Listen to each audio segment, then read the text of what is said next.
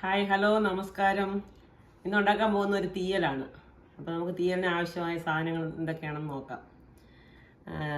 ഇന്നത്തെ തീയലിൻ്റെ പ്രത്യേകത എന്ന് പറയുന്നത് എൻ്റെ ഗാർഡനിലുണ്ടായ ചെറിയ ടൊമാറ്റോ കൊണ്ടുള്ള ഒരു തീയലാണ്. അപ്പോൾ അതിന് ചെറിയ തക്കാളി, ഉള്ളി വേണം. വലിയ ഉള്ളിയാണ് എടുത്തേക്കുന്നത്, സവാള, പിന്നെ ഉരുളക്കിഴങ്ങ്, ഒരു പൊട്ടറ്റോ. പൊട്ടറ്റോ, അണിയൻ, ചെറിയ ടൊമാറ്റോ. പിന്നെ നമുക്ക് വേണ്ടത് ഡെസിക്കേറ്റഡ് കോക്കനട്ട്, അതായത് തേങ്ങ. ഇത് തേങ്ങ പൊടിയാണ്, ഉണങ്ങിയ തേങ്ങയാണ്. പച്ചത്തേങ്ങ ആയാലും വറുത്തെടുത്താൽ മതി. പിന്നെ പുളി വേണം, കടുക് വറുക്കാൻ കറിവേപ്പില, ചെറിയ ഉള്ളി, പിന്നെ വറ്റൽമുളക്, കടുക്, പിന്നെ നമുക്ക് എണ്ണ, പിന്നീട് chilli powder, coriander powder, yellow powder, മുളക് പൊടി, മഞ്ഞൾപ്പൊടി, മല്ലിപ്പൊടി. ഇത്രയും സാധനങ്ങളാണ് നമുക്കിന്ന് ഇതിനാവശ്യമുള്ളത്. പിന്നെ എണ്ണ. നമുക്കിന്ന് തീയലുണ്ടാക്കാൻ തുടങ്ങാം. ആദ്യമായിട്ട് പാൻ അടുപ്പത്ത് വെച്ചു. അത് നന്നായിട്ട് ചൂടാകുന്നുണ്ടെങ്കിൽ നമുക്ക് തേങ്ങ വറുത്തെടുക്കണം. തേങ്ങ ഉണങ്ങിയതായതുകൊണ്ട് വേഗം വറുത്ത് കിട്ടും. ഇപ്പോൾ പച്ചത്തേങ്ങയാണെങ്കിൽ കുറേ ടൈം എടുക്കും. അപ്പോൾ നമ്മൾ ഈ ഒരു ബൗൾ തേങ്ങ ആണ്, ഉണക്കത്തേങ്ങയാണ് എടുത്തിരിക്കുന്നത്, ഡെസിക്കേറ്റഡ് കോക്കനട്ട്. നമുക്കതിനെ നന്നായിട്ട് വറുത്തെടുക്കണം, കരിയാതെ ഇളക്കിക്കൊണ്ടേ ഇരിക്കണം. ഇത് വേഗമാണ്, പെട്ടെന്ന് ഉണ്ടാക്കാൻ പറ്റുന്ന ഒരു തീയലാണ്. പാൻ നന്നായിട്ട് ചൂടായിട്ടുണ്ട്. തേങ്ങ മൂത്ത് തുടങ്ങി. അപ്പോൾ നമ്മൾ കൈ ഒഴിയാതെ ഇളക്കിക്കൊണ്ടിരിക്കുകയാണ്. കളറൊക്കെ മാറി തുടങ്ങി. പച്ചത്തേങ്ങയാണെങ്കിൽ കുറച്ചും കൂടി ടൈം എടുക്കും. ഇതിപ്പോൾ അതിൻ്റെ ഭാഗം സമയം മതി നമുക്കിത് വറുത്തെടുക്കാൻ. ഒട്ടും കരിയാൻ പാടില്ല, കൈ നന്നായിട്ട് ഇളക്കിക്കൊണ്ടിരിക്കണം കേട്ടോ. അപ്പോൾ തേങ്ങ ഒരുവിധം മൂത്തു, പെട്ടെന്ന് ആവുന്നുണ്ട്. അതുപോലെ തന്നെ നമ്മളിത് പൊടിക്കുമ്പോൾ ആദ്യം പൊടിക്കണം, പൊടിച്ചിട്ടേ അരയ്ക്കാവും. ആദ്യം നന്നായിട്ട് പൊടിച്ചിട്ട് അല്പം വെള്ളം ഒഴിച്ച് അരച്ചെടുക്കണം. തേങ്ങ ഏകദേശം മൂപ്പായി കഴിഞ്ഞു. നന്നായിട്ട് ചുമക്കണം ഇത്, അല്ലെന്നുണ്ടെങ്കിൽ അത് അരയ്ക്കുമ്പോൾ ഒരു തീയലിനൊരു കളറ് കിട്ടത്തില്ല. അല്ലേ, നമ്മുടെ തേങ്ങ വറുത്ത് കഴിഞ്ഞു. നല്ല ഒരു കളറൊക്കെ വന്നു. അപ്പോൾ നമുക്കിതിനെയും സ്റ്റൗവിൽ നിന്ന് മാറ്റാം. അല്ലെന്നുണ്ടെങ്കിൽ പെട്ടെന്ന് കരിഞ്ഞു, പാത്രം മാറിയില്ലെങ്കിൽ അത് വേഗം കരിഞ്ഞു പോകും. അപ്പോൾ നമ്മൾ തേങ്ങ വറുത്ത് കഴിഞ്ഞു, അത് വേറൊരു പാത്രത്തിലേക്ക് മാറ്റി. ഇനിയിപ്പോൾ നമുക്ക് ഉള്ളി വഴറ്റണം. അപ്പോൾ ഈ പാത്രത്തിൽ തന്നെയാണ് നമ്മൾ ഉള്ളി നല്ലതായിട്ട് ചൂടായി കിടക്കുകയാണ്. അപ്പോൾ ഇതിലേക്ക് നമ്മൾ സവാള ഇട്ട് കൊടുക്കുകയാണ്. 1.5 സ്പൂൺ എണ്ണ ഒഴിച്ച് കൊടുക്കും. ഇതിലേക്ക് ഒരു നുള്ള് ഉപ്പ് ഒഴിച്ചു, സോൾട്ട് പെട്ടെന്ന് വഴറ്റിയെടുക്കണം. കിടന്നിട്ടൊന്ന് വാടട്ടെ.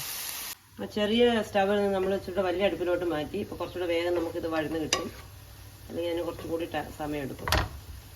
ഒന്ന് വേഗം വഴലാൻ വേണ്ടി നമ്മൾ അടുപ്പൊന്ന് മാറ്റി.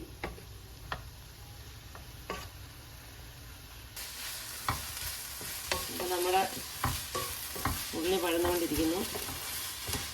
നമ്മൾ സ്റ്റൗ ഒന്ന് മാറ്റി, അപ്പോൾ വേഗം അത് ആയിക്കൊണ്ടിരിക്കുകയാണ്.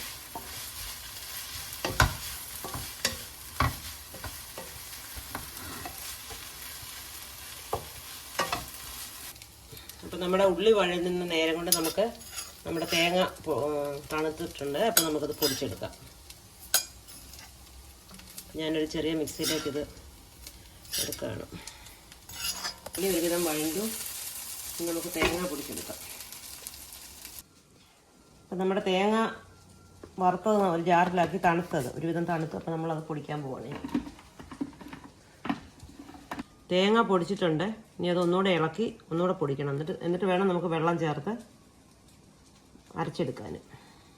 ഇത് നന്നായിട്ട് നമ്മളൊന്ന് ഇളക്കി കൊടുക്കുകയാണ് ഈ പൊടിച്ചത്. അതിന് ശേഷം നമ്മൾ ഇതിനകത്ത് വെള്ളം ഒഴിച്ച് ഒന്നുകൂടെ അരച്ചെടുക്കും. നമ്മൾ കുറച്ച് വെള്ളം ഒഴിച്ച് കൊടുക്കുകയാണ് ഒന്ന് അരയ്ക്കാൻ. ഒരുപാട് വെള്ളം ഒഴിക്കരുത്, കുറച്ച്.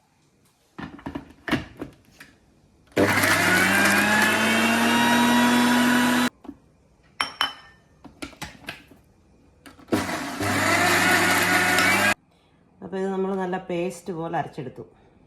കുറച്ച് വെള്ളം ഒഴിച്ച് ഇടയ്ക്കിടയ്ക്ക് ഇളക്കി നന്നായിട്ട് അരച്ചെടുത്തു. അപ്പോൾ നമ്മൾ ഈ വഴണ്ട ഉള്ളി നമ്മളൊരു പാത്രത്തിലേക്ക് കോരി. ഇപ്പോൾ ഇതിലേക്ക് നമുക്ക് ആ തക്കാളി ഇട്ട് കൊടുക്കണം, പിന്നെ നമ്മുടെ പൊട്ടറ്റോയും ഇട്ട് കൊടുക്കണം. അപ്പോൾ നമ്മൾ ഇതിലേക്കൊരു 1/4 സ്പൂണ് എണ്ണ ഒഴിച്ച് കൊടുക്കുകയാണ്. എന്നിട്ട് നമുക്ക് ഈ തക്കാളി ഇതിലേക്ക് ഇട്ട് കൊടുക്കാം.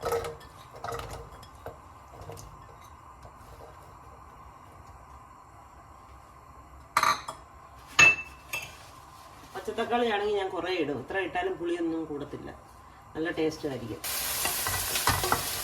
നമ്മുടെ തക്കാളി ചെറുതായിട്ടൊന്ന് വഴണ്ട്, ഇത്രയും മതി, ഒരുപാടൊന്നും വേണ്ട, 2 മിനിറ്റ് വഴറ്റി എടുത്തിട്ടുണ്ട്. പിന്നെ അതുപോലെ തന്നെ ഉരുളക്കിഴങ്ങും ഒന്ന് വാടിയിട്ടുണ്ട്.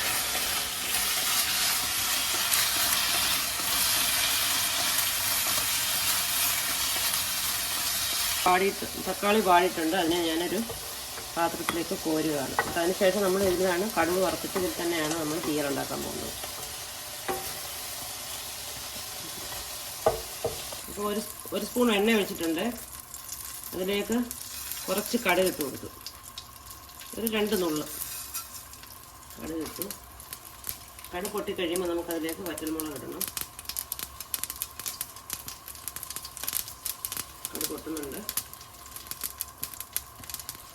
ഇതിലേക്ക് ഡ്രൈ ചില്ലി, വറ്റൽമുളക്, ചെറിയ ഉള്ളി, നമ്മുടെ കറിവേപ്പില,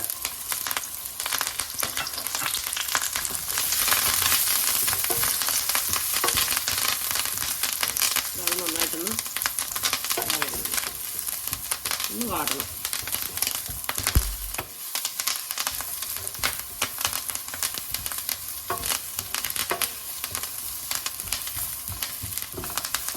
ഇത് വാടിക്കഴിയുമ്പോൾ നമുക്കിതിലേക്ക് മുളക് പൊടി, മല്ലിപ്പൊടി, മഞ്ഞൾപ്പൊടി എല്ലാം ഇട്ട് കൊടുക്കാം.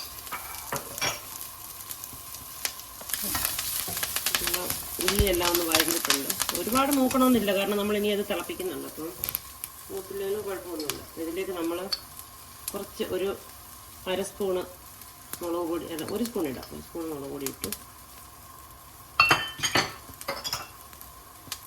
1 സ്പൂണ് മല്ലിപ്പൊടി, ചില്ലി പൗഡർ, കൊറിയാണ്ടർ പൗഡർ,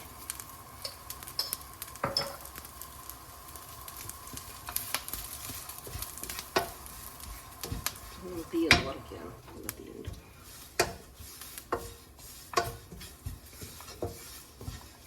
നന്നായിട്ടൊന്ന് ചൂടായി, പച്ച കെട്ട് ചൂടായി കഴിയുമ്പോൾ അതിലേക്ക് നമ്മൾ തേങ്ങ അരച്ച് വെച്ചിരിക്കുന്നത് അതിലേക്ക് ഒഴിക്കാൻ പോവാണ്. തേങ്ങ നന്നായിട്ട്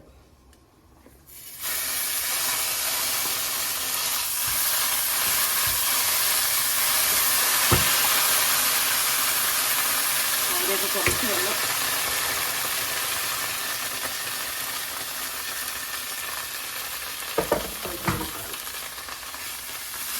നന്നായിട്ടൊന്ന് ചൂടായി കഴിയുമ്പോഴത്തേക്ക് ഇതിലേക്ക് നമ്മൾ വെള്ളം ഒഴിക്കും. അപ്പോൾ നമ്മൾ ഇത് ചൂടായി കഴിഞ്ഞാൽ അതിലേക്ക് നമ്മൾ അരപ്പിൻ്റെ വെള്ളം ഒഴിച്ച് കൊടുക്കുകയാണ്.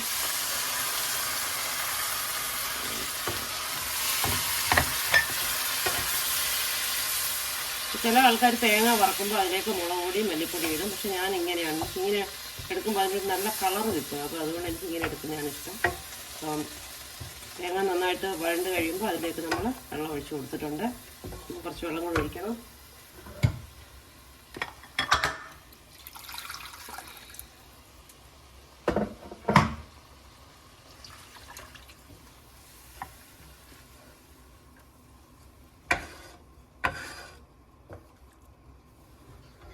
ഇനി ഇത് നന്നായിട്ടൊന്ന് തിളയ്ക്കുമ്പോൾ ഇതിന് നമുക്ക് ഉപ്പ്, നമ്മൾ നേരത്തെ ഉള്ളി വഴറ്റാൻ ഉപ്പിട്ട് കൊടുത്തിട്ടുണ്ട്. അപ്പോൾ ഇനി ഉപ്പ് നോക്കിയിട്ട് ആവശ്യമുണ്ടെങ്കിൽ നമുക്ക് വീണ്ടും ഉപ്പിട്ട് കൊടുക്കണം.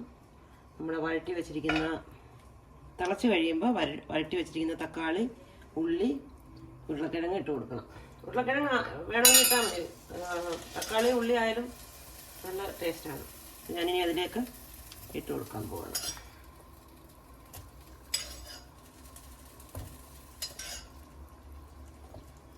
നമ്മുടെ തക്കാളി ഇടാൻ പോവാണ്,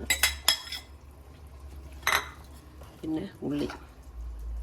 ഇനി ഇത് നന്നായിട്ട് ഇളക്കി ഒന്ന് അടച്ച് കുറച്ച് വെള്ളം കൂടെ ഒഴിച്ച് നന്നായിട്ട് വേവിച്ചെടുക്കണം. വെന്ത് കഴിയുമ്പോഴാണ് നമ്മൾ പുളി ഒഴിക്കുന്നത്.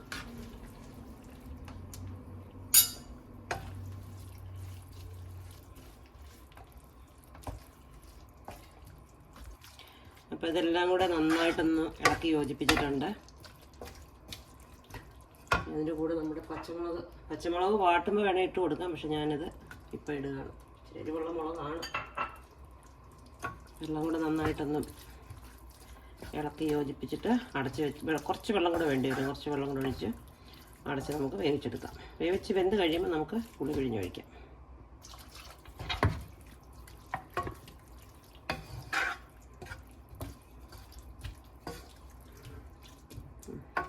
അപ്പം ഞാൻ ഈ മിക്സിയുടെ ജാറിന് 2 ജാർ വെള്ളം ഒഴിച്ചിട്ടുണ്ട്. ഏകദേശം 2-2.5 കപ്പ് വെള്ളം. അതായത് ഈ കഷ്ണങ്ങളെല്ലാം മുങ്ങി കിടക്കാനുള്ള വെള്ളം ഒഴിച്ചിട്ടുണ്ട്.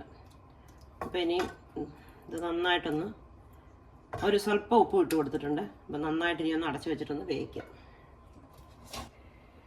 അപ്പം നമ്മുടെ പുളി നന്നായിട്ട് പിഴിഞ്ഞെടുത്തിട്ടുണ്ട്. ഒരുപാട് പുളിയുടെ ആവശ്യമില്ല. അപ്പോൾ തക്കാളിക്ക് നല്ല പുളി കാണും. പിന്നെ പഴുത്ത തക്കാളിയും കൂടെ നമ്മൾ ചേർത്തിട്ടുണ്ട്. അതുകൊണ്ട് ഇതിൻ്റെ പകുതി പുളി ഇട്ടു. ഒരു നെല്ലിക്ക വലിപ്പമുള്ള പുളി, ചെറിയ ഒരു നെല്ലിക്ക വലിപ്പമുള്ള പുളി അതാണ് ഇട്ട് കൊടുത്തിട്ടുള്ളത്. ശകലം ഉപ്പിട്ടു. മഞ്ഞൾപ്പൊടി ഞാൻ ചേർത്തില്ല. മഞ്ഞൾപ്പൊടി ചേർക്കാതെ ഒന്നും ഉണ്ടാക്കി നോക്കാമെന്ന് വിചാരിക്കുക. അപ്പോൾ ടേസ്റ്റ് എങ്ങനെ ഉണ്ടെന്ന് അറിയാമല്ലോ. മഞ്ഞൾപ്പൊടി സാധാരണ തീയലിന് ആവശ്യമില്ല. അപ്പം ഞാൻ അടച്ചിട്ട് ഇനി ഇത് നന്നായിട്ടൊന്ന് വേകട്ടെ. തീ ഒന്ന് കൂട്ടിയിടാം. തീയലൊരു 10 മിനിറ്റോളം നമ്മൾ വേവിച്ചു. ഇനി അടപ്പെടുക്കാൻ പോവാണ്. നന്നായിട്ട് വെന്ത് പറ്റിയിട്ടുണ്ട്. നമുക്കൊന്ന് ഇളക്കി നോക്കാം. ഇത് കുഴഞ്ഞിട്ടുണ്ട്. ഉള്ളി നിറയെ ഇട്ടിട്ടുള്ളത് കൊണ്ട് ഒരു 2-2.5 സവാള ഇട്ടിട്ടുണ്ട്. അപ്പോൾ അത് കാരണം നന്നായിട്ട് നല്ല കളറൊക്കെ ആയി വെന്ത് കുഴഞ്ഞിട്ടുണ്ട്. അപ്പോൾ നമ്മുടെ തീയൽ റെഡി ആയിട്ടുണ്ട്. ഇങ്ങനെ ഉരുളക്കിഴങ്ങൊന്നും ഇങ്ങനെ കുത്തി നോക്കുമ്പോൾ മുറിയുന്നുണ്ട്. അത് വെന്തിട്ടുണ്ട്. തീയൽ റെഡി ആയിട്ട് ഇനിയിപ്പോൾ നമുക്കൊരു സ്റ്റൗ ഓഫ് ചെയ്യാം. ഇപ്പോൾ നമ്മുടെ തീയൽ റെഡി ആയിട്ടുണ്ട്. നല്ല കളറും ഒക്കെ വന്നിട്ടുണ്ട് തീയലിന്. തീയൽ എല്ലാവർക്കും ഇഷ്ടപ്പെട്ടെന്ന് വിചാരിക്കുന്നു. എളുപ്പമാണ്. എണ്ണയൊക്കെ വളരെ കുറച്ച്, മുളക് പൊടിയും മല്ലിപ്പൊടിയൊക്കെ വളരെ കുറച്ചാണ് ഇട്ടേക്കുന്നത്. നിങ്ങൾക്ക് വേണമെന്നുണ്ടെങ്കിൽ കുറച്ച് മുളക് പൊടിയും കുറച്ച് മല്ലിപ്പൊടിയും കൂടി ചേർക്കാം. പക്ഷേ ഇത് ആവശ്യത്തിനുള്ള എരിവെല്ലാം ഉണ്ട്.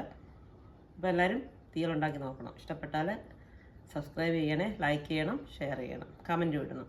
Thank you.